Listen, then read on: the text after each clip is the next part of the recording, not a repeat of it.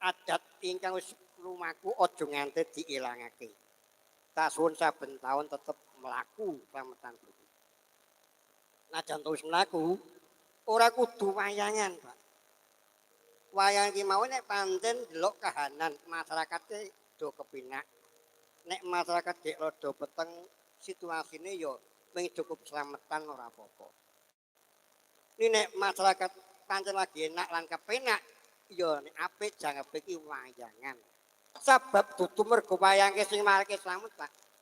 Sing marake slamet iki dongane wong akeh sing diimami karo Bapak Kyai.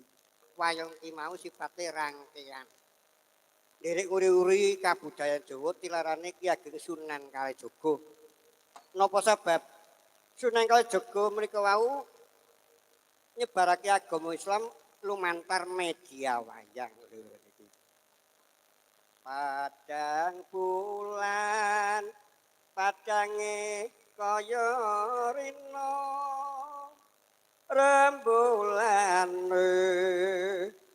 wis ngawe-awe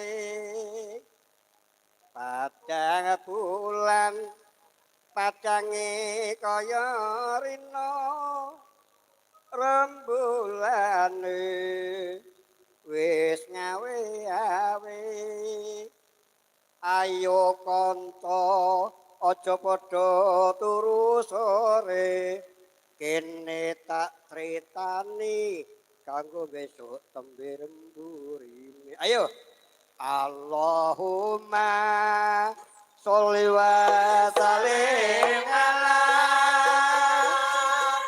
sayyidina wa maulana Muhammadin Allahumma sholli wa sallim ala sayyidina wa maulana Muhammadin adadama wil milah bisolatan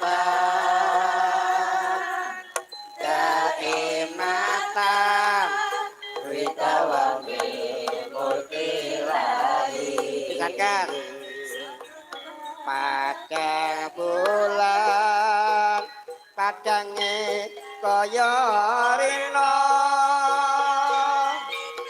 rembulane